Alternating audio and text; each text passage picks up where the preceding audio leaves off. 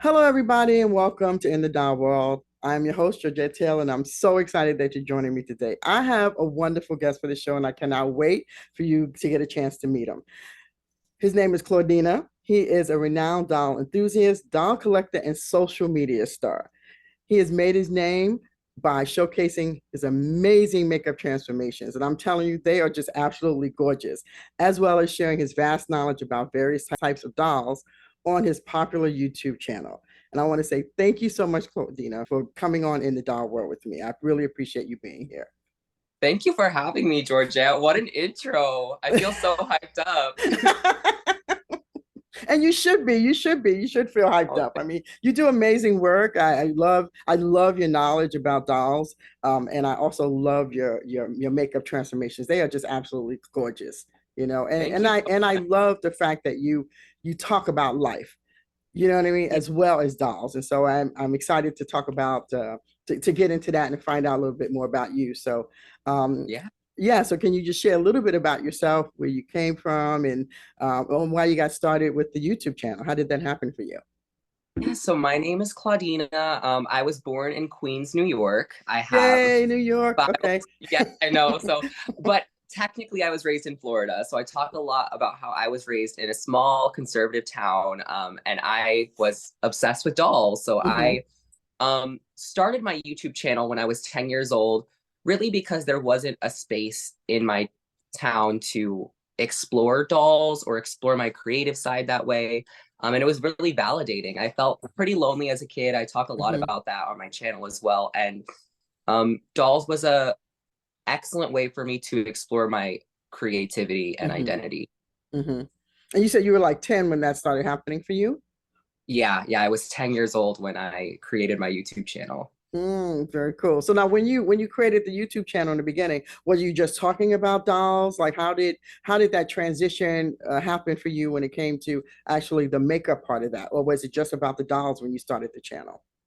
When I first started the channel, it was all about dolls. So I watched Wookiee Warrior 23. They were probably like the it girls of Monster High at that time, and Hmm. they did Monster High costumes. But at that point, I was never exposed to men dressing as female characters. So Hmm. I didn't know I could ever really do makeup on myself. And it wasn't until I turned 14 that I watched RuPaul's Drag Race and I was like, oh, I can just do makeup on myself. So it Hmm. started with me doing doll reviews and stop motions, just showing the dolls. And then I was like, oh, I kind of want to try doing Monster High cosplays on myself. And Hmm. so I would dabble, and there's a couple videos or like photos out there on the actual Monster High Facebook page of me doing my nieces or like friends makeup to look like Monster High characters. They were all like my test dolls basically, and they would let me do all types of crazy looks on them. My Hmm. niece is basically like my little sister. She Right. has so much trauma around me hot gluing outfits onto her. But then then I finally started hot gluing things to myself. So it was full circle. Full circle. Do they let you do their makeup now? I'm sure they do, probably. Yes, yeah, I Yes, they actually just do. did. I did my niece's makeup recently, and now it's fine. No, it's fine. No, it's fine. So did you have any sisters? Do you have sisters, or you Yeah, still so okay? Hmm. I have three older sisters, so we're split evenly. It's three boys and three girls. But Hmm. my sisters don't. Well, actually, I take that back. I only have one older sister who doesn't let me do her makeup. The other two love when I do their makeup. Okay, okay.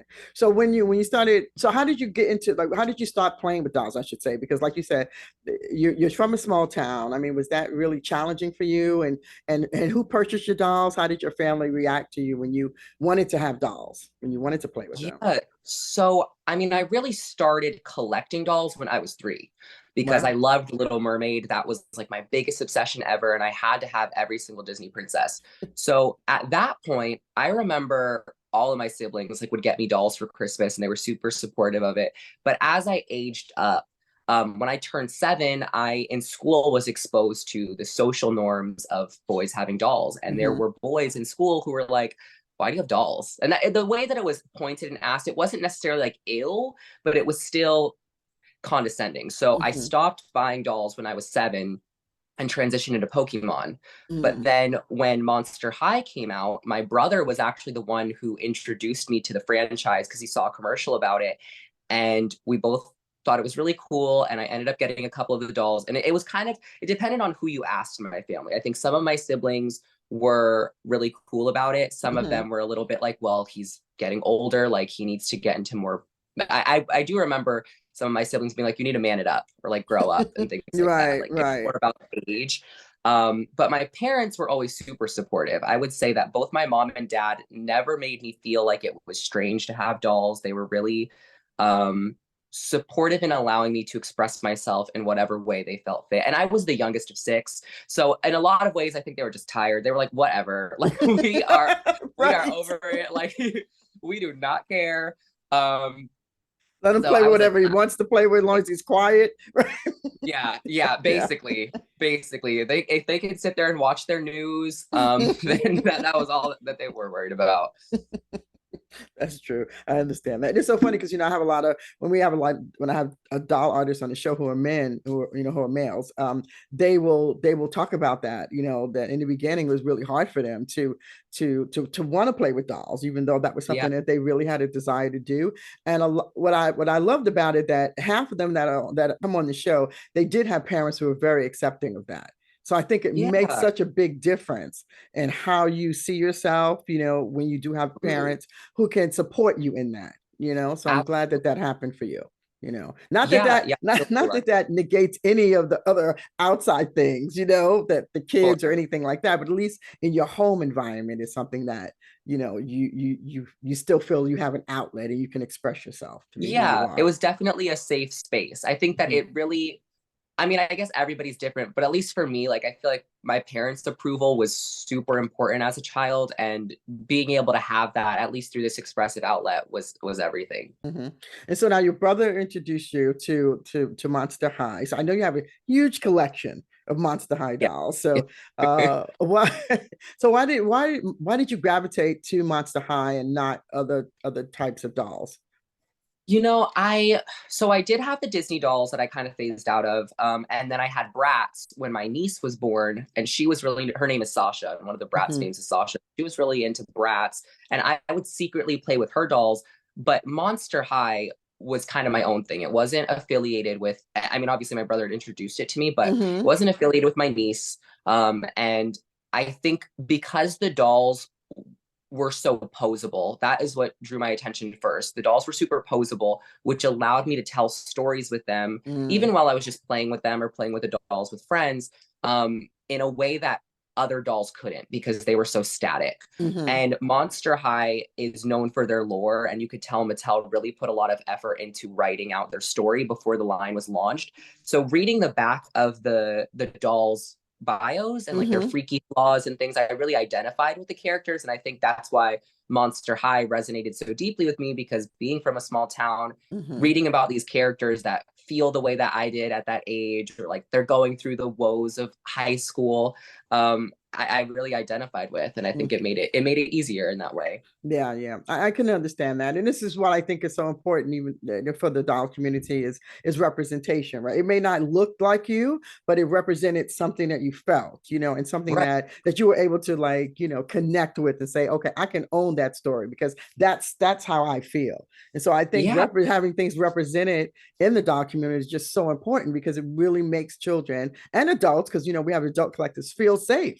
You know, Right. it, yeah, I mean, even though the adults are they're adult doll collectors, it's still that inner child, that shows up, right? When you're Yes. collecting that, so it's something in there. So yeah. Definitely. And I think we even see that with Barbie. Like I feel like that's why her careers do so well, because people see that and they're like, "Oh, I wanted to be this career." And then you can really Hmm. identify with that and imagine that for yourself. Yeah, yeah, yeah, that's true. So now I know the inspiration about. So what was your inspiration about creating your alter ego? What? So, I actually when I started doing makeup on my YouTube channel, my sister suggested the name Marissa. I don't go by Marissa at all. Like that character is gone, dead.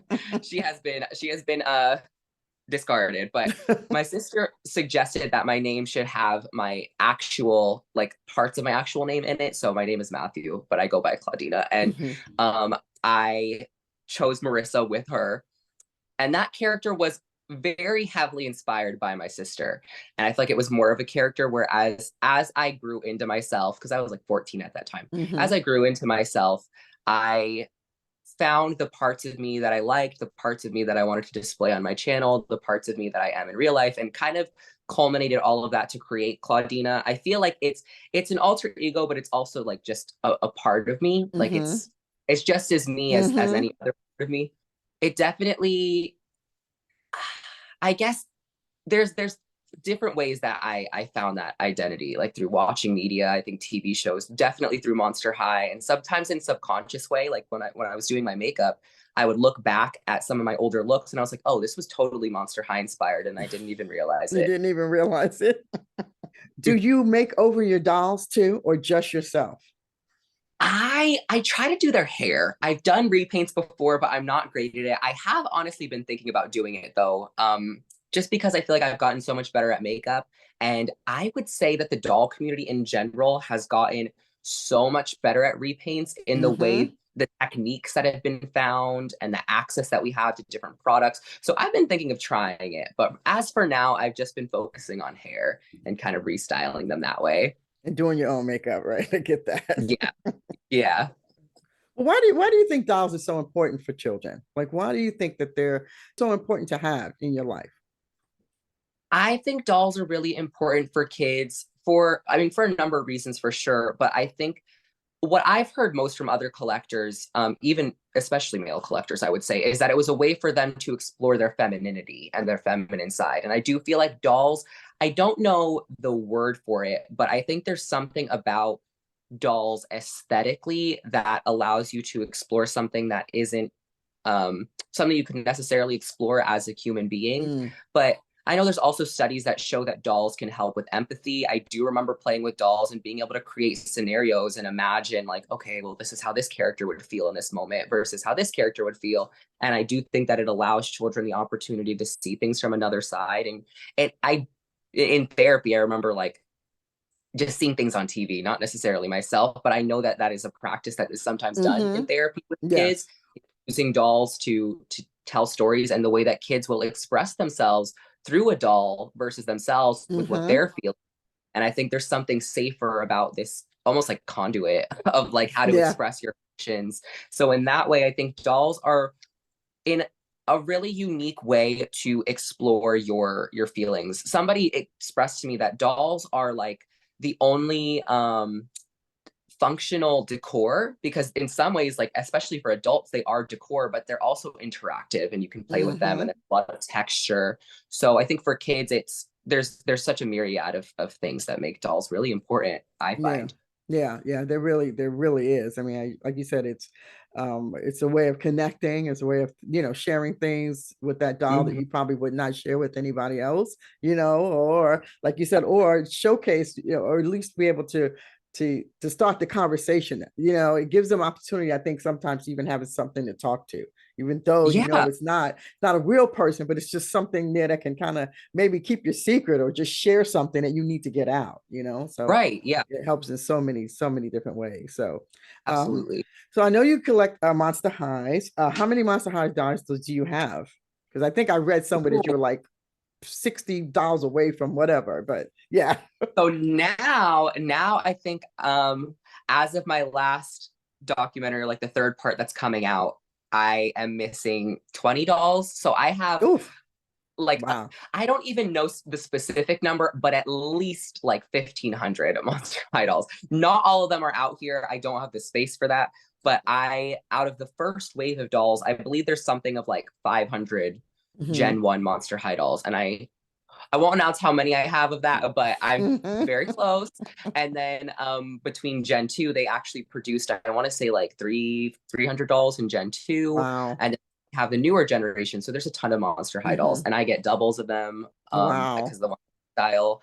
I get ones from thrift stores. Yeah, Yeah. I have a ton. You have a ton. I know you have a ton. So how is your what other collections do you have besides the Monster High?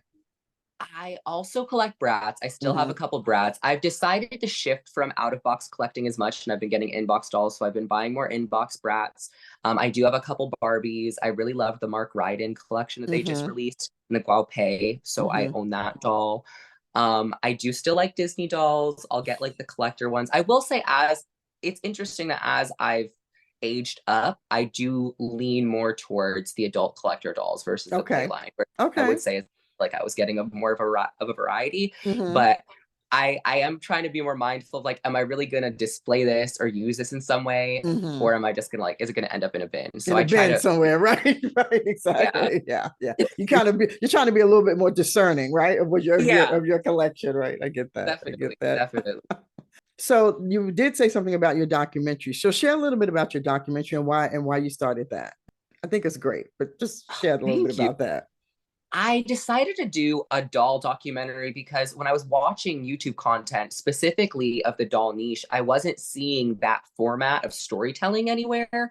And I wanted to do something that wasn't depicting doll collectors as crazy hoarders, because I think that most of the time I love when it. you see, right? Because like Yes. when it's docu-style, I've worked on like the producing side of things. My old management used to do casting for reality shows. So they play things up. So when I was seeing it where doll collectors were commonly depicted on TV and reality TV, it was as though they were hoarders or they didn't make good decisions for themselves. So their homes were just filled with dolls and they had no space for anything else.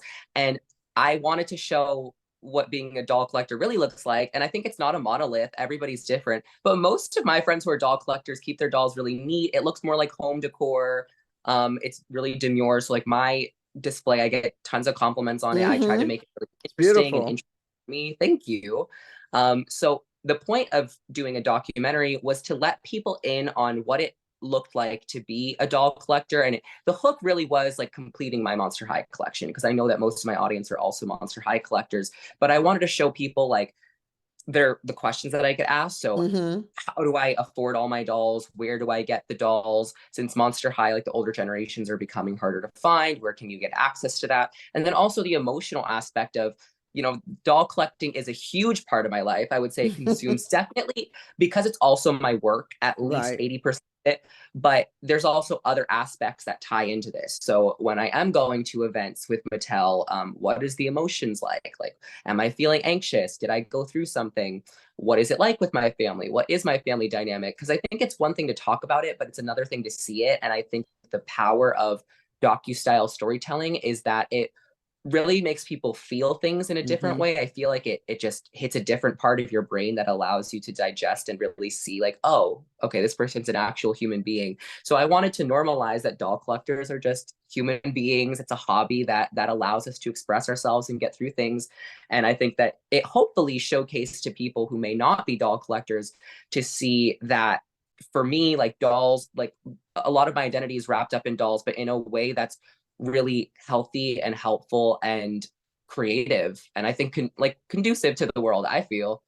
I think you're so right. I think you're so on point with that because I think everybody has that perception, right? That doll, even if it's not doll collectors, just collectors in general, right? That they're Right. just they're crazy or they want to go out and spend all their money. They don't know how to handle certain things, because they're so, Yeah, but it's not always that. And kudos to you really for showcasing that, to finding a well, thank way to be able to tell that story in the way they're saying, hey, just come in and look at the life of a doll collector. This is, like you yeah, said, this is yes, this may be my life, it may not be everybody else's, but I want you to know that, that this life exists, and I'm a doll collector, and we do the same thing that you do, right? And we have to yeah, make those decisions whether to buy this or buy that, or it's just part of life. And I think that's great that you're doing that and being able to share your story as well. So thank you. because I it appreciate. also gives another opportunity for younger people too to look at you and say, he's a doll collector. I this is what I wanted to do, but feeling bad because that's what they wanted to do. Now they can look at you and say, well, oh well, this is how it can be done.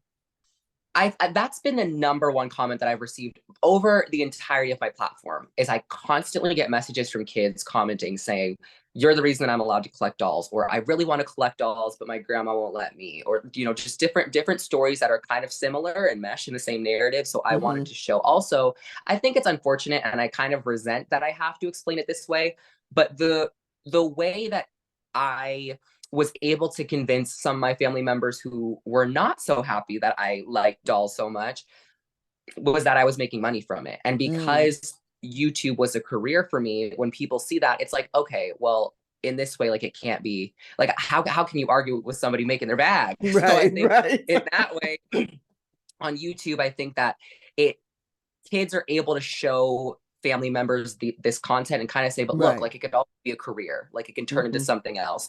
And I try to talk about how even if it wasn't dolls, there's so much that I learned with dolls. Because I mean, basically to the point that we were speaking of earlier as to why dolls are important to kids, I also did learn a lot about hairstyling. I learned about video editing. I learned about animation because I was Hmm. using dolls as the tool to do that. So in Right. that way, I think that it was important for me to showcase that if for the people who feel like, you know, it's crazy or weird or a waste of time to have dolls, it can also be very lucrative. So we can't deny that it's still a fact that, you know, creating dolls can also make you a lot of money. Yeah, yeah, that's true. And I mean, it's so funny that you said that because I always ask, most of the people who on that come on this show, can you make Yeah. a living doing what you do? And obviously that's happened very well for you to be able to do that.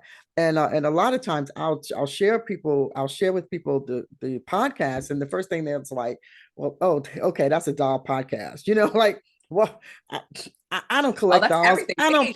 Right. I don't collect dolls. I don't do this. But what I try to get them to see is that there's so many levels and nuances in the doll community that Yes. and there's so many people out there doing amazing work, whether it's creating a doll or styling a doll or repainting a doll, or what I mean, or Absolutely. doing videos that I just want them to see the opportunities that are still out there for people to get Yeah. into that space so that they, what I mean, they may be creative and never thought about, oh, I could do this in the doll community, but because they could get to see these people. But you're right, I mean, they first look at it and think, what do I need to know about the doll community? I don't buy dolls or whatever it is, but it's so much more than that.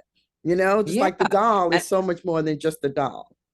absolutely. I think it's amazing that you're also doing this and creating a platform for doll collectors to share their own narrative and expose ourselves to more people who, like you were saying, don't necessarily understand the tiers and levels and depth of the doll community. And I really like I think it's amazing that you are doing this because I feel like there's so little out there about that, about like how there are such a diverse range of people in this community, but Yes. exploring that is so cool to me. Oh, thank you. Thank you so much. I mean, I just love what you do too, because I just love how you share your story, the things that you go through, talk about the dolls. You have a vast knowledge of dolls. So let me ask you about that because I'm so Okay. interested in that. Like what because most people will collect the doll and they'll say, okay, I know the manufacturer, I know it was where it was made and things like that. But you're so in deep to the characters, the people, everybody. Where did that come from, and where did that start for you? You know, it's interesting because I think there's certain things that I try to learn, like math, and it just does not. I'm like, I don't know what is going on right now. I can't dance. Like you try to give me a 1, 2, 3, 4, 5, 6, 7, 8. I don't know what's going on. But when it comes to dolls, that information just sticks for whatever reason. I Mm, think probably I am really into psychology, so I'm gonna just put out some pseudoscience, could be just a theory, is maybe because dolls are so safe for me, my brain is able to really absorb that information in a way that is going to stay and is going to be more permanent and tangible than something that makes me feel more nervous or awkward or anxious, like mm, dancing. mm, And so for me, because I also make a living off of dolls, I started up my YouTube channel as it is today in 2020 over the pandemic. So I had management at that time who was pushing me more to do like skincare and beauty, but I was tired of that. Like I don't know anything about makeup. I love to transform myself with makeup, but people ask me all the time, like, do you want to do your own makeup line? I'm like, no, I don't know anything about makeup. I don't care about the ingredients. I love using it. But whereas with dolls, I want to know everything. Like I want to know what type of plastic are we using? What type of hair is this? What are these techniques? What are the technical terms? The way that some people feel about makeup. And I decided to make that shift over 2020, and that allowed me to learn more about the doll industry because my mhm, channel became focused on being a platform where people would get that information because mhm, it's not super accessible. I'm still learning things all the time about mhm, different terms that are used, different techniques, why things are how they are. But I think it's one of those things that came really naturally to me, or at least feels like it comes really naturally Mm-hmm. to me. That's why I am so that's why knowledgeable. I know, because I was like, wow, he is so knowledgeable. It's just amazing. I'm so always learning about dolls. Even I have been in the doll space. I made my own doll, but still Yeah. I only knew that much, right? To make a doll. Right. And I broke away from the doll business. And then when I started to think about podcasting, because I started podcasting, I was like, this Yeah. is a great medium, to showcase all the people that I met. Why people don't know about these people, was beyond me. Right. And I realized they weren't dolls on the shelf, and that's what all people knew. But I wanted to Right. show the people that didn't have dolls on the shelf, and the community, that they were in. And Yeah. so I totally understand that. So when you first started YouTube channel, you were just showcasing dolls, or you were doing makeup, or you were doing both at the same time when you first started? So when I first started, it was just the dolls. It was up until 2014. So Okay. 2014 shifted from dolls to doing both. And then I would say around 2017 is when it became just doing makeup. There might have Mm-hmm. been a doll video here and there, but it was very, very rare. Mm-hmm. And in 2018, I signed with a management company, and they basically didn't want anything to do with dolls. They didn't necessarily explicitly say that, but it was alluded to, and they would never push for me to work with doll companies. Mm-hmm. So in 2018, it was all beauty focused. And I was really on a trajectory of being like a quote unquote mainstream beauty guru type Mm-hmm. person. Like, I was walking red carpets.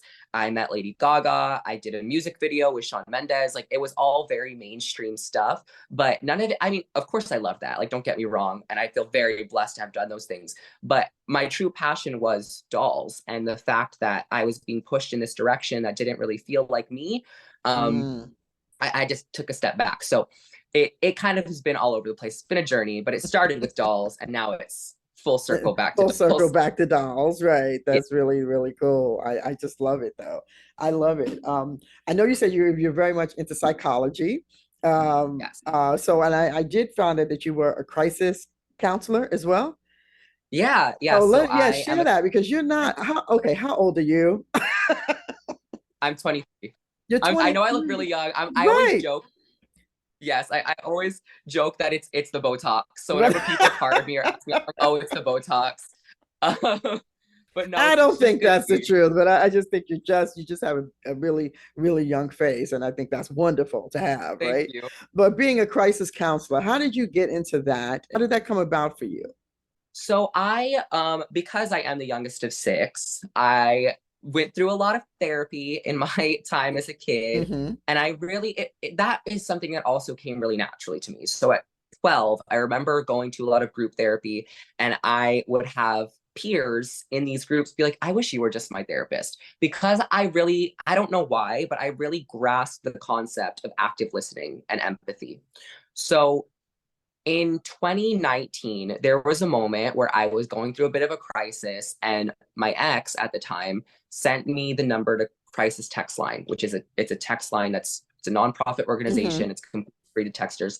And I texted in, and I found it to be, I think honestly, it was more so the fact that my ex like thought to send this to me that was meaningful. But when I texted in and I felt like I was being supported, I really liked the idea of being able to support people through text, because I'm naturally better at writing than I am at speaking. So Mm. I looked into Crisis Text Line, and I ended up working with them and doing a podcast with them, with Stacey Nice. London, who was on What Not to Wear. And we talked a little bit about my mental health struggles and the things that I went through growing up that led me to the point of being a crisis counselor. Mm-hmm. And I did it all through Crisis Text Line. So I Mm-hmm. became a crisis counselor through Crisis Text Line, just because of my passion and because of what I went through. I felt like I was able to really understand the people who were texting in, or people on Mm-hmm. day-to-day levels of when they're Right. going through things. I get what that's like. So I Mm-hmm. just wanted to be there to support. I feel like Mm-hmm. I constantly say, like, I don't feel like anybody should be alone. Like, nobody deserves to feel that feeling. And I think if I have the ability to speak in ways that make people feel less alone, then I'm gonna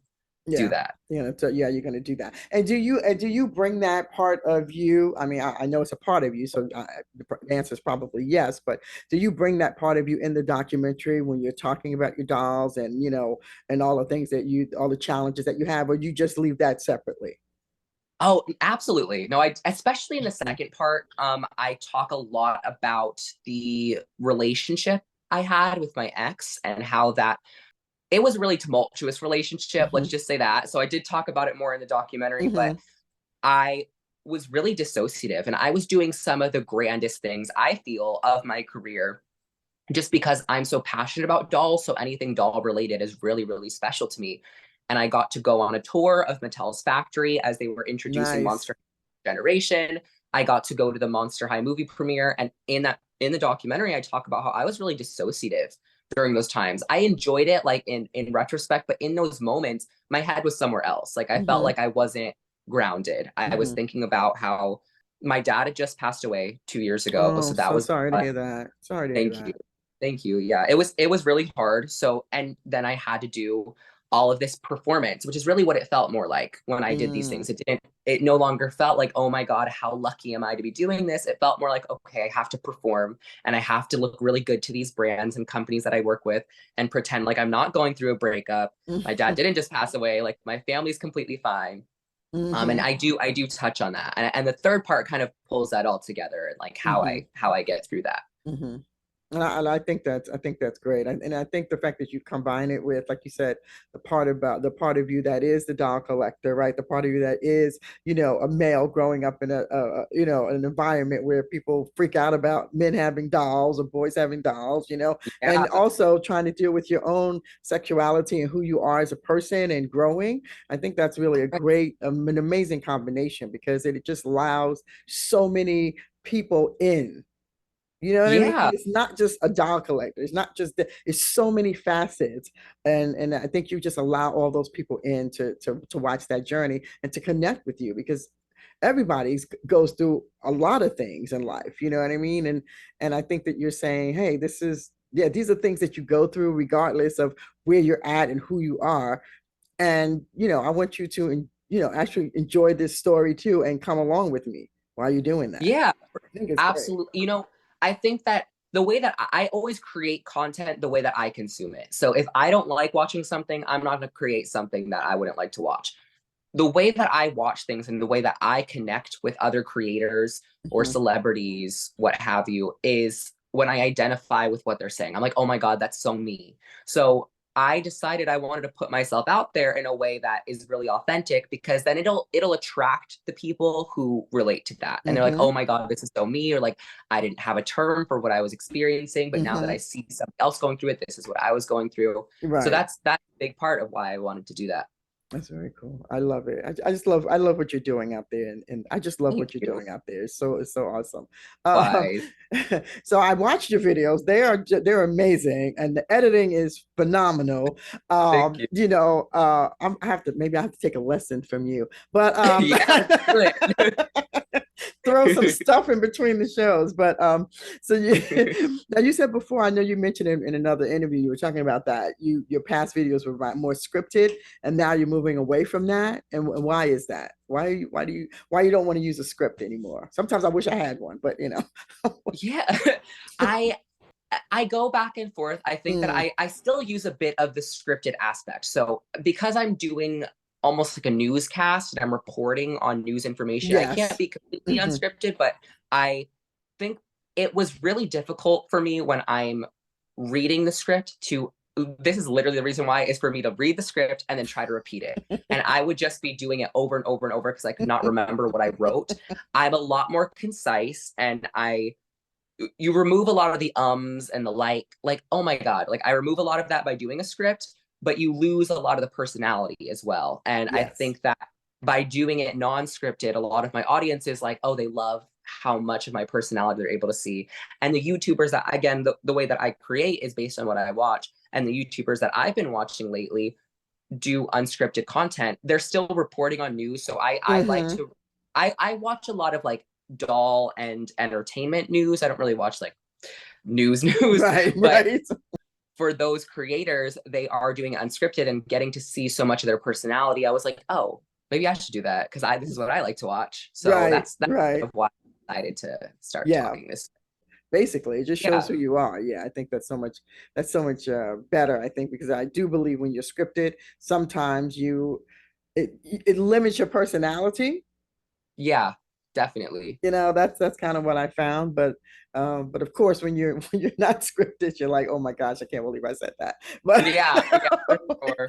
For sure. I think there's more room for criticism being non-scripted, but yes. again, I live by the idea of like, and not necessarily in a way of for shock value, but I believe in being polarizing in the way that that will magnetize and bring the people who are attracted to you and the Hmm. people who naturally would gravitate towards what you're saying and Hmm. believe and agree with what you're saying. So as opposed to just saying something that'll please everybody, I'd Right. rather do something that's more authentic to me. Right. Well, let me tell you, if there's nothing else, you are definitely authentic. So Well, thank you. Thank you.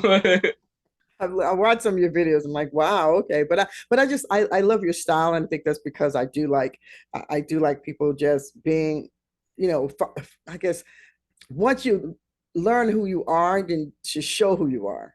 And I Yeah, think that and it's all a journey. And I think people need to understand that too. It's all a journey. No matter yeah. if you get up in the morning and say, "Oh, you're so amazing. That's wonderful." But you know what?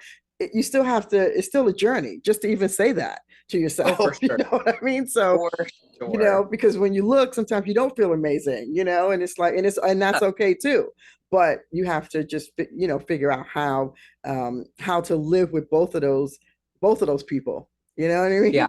Yeah, yeah, definitely. Yeah, yeah, life yeah. is a journey for that. Yeah, and I think you do. I think you do really great in showcasing that, and showcasing in the doll community, because I think the doll community really is a place where you can be creative, and it Yeah, allows you to have so many different outlets.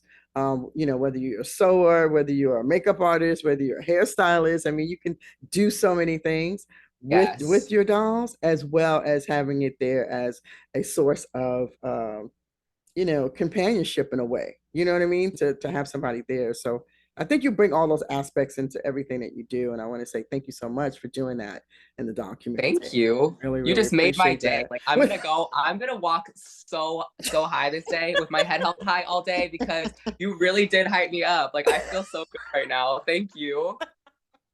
Hey,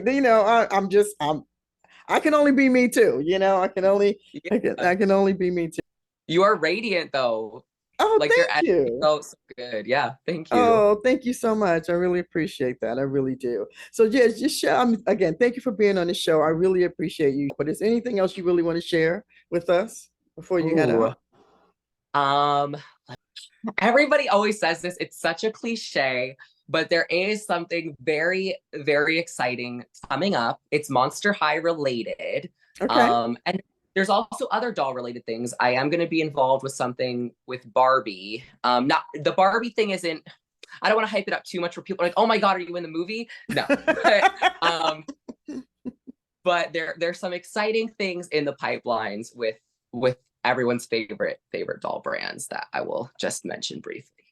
Okay. All right. All right. All right. That's all we get. But okay, that's fine. I have to watch your I know, videos. I know, I I thought know, you was I gonna. I thought you were know. gonna share some breaking news in the doll world, but It will be. I think it definitely will be once I'm allowed to share those things. not a problem. Just share where people can find you at, because that's really important. Share that with Yes. So us. That'd be great. you can find me on YouTube at Claudina9, on Instagram at Mamadina Official, or if you just type in Claudina, you'll find me, and on TikTok at Claudina, and that's CLAW like the nails. Nice, very nice, Claudina. Thank you so much. I'm so Thank excited that you you. joined us here in the doll world. You are amazing, and I'm so excited to see where you're going with what Yeah, you thank do. you. Really. Thank you for having me. I can't wait. I can't wait to listen to this. Yes, and watch it. It's gonna be great. I could talk with you all day. I know we can. We really can. I mean, we really can. So I'm excited about that. So thank you so much for being on In the Doll World. I really, really appreciate it. Everybody knows where they can find you. And again, I'm so excited for your journey. I cannot wait to see where you're going to be going. And I'm excited that people to get to know you and know about you, and get an opportunity to go along with you and your journey. So thank you so much for Thank you. being you. Really. Thank you so much. I really appreciate that. You're so welcome. Okay, bye everybody. Thank you so much for watching In the Doll World. Bye See ya. guys. Bye.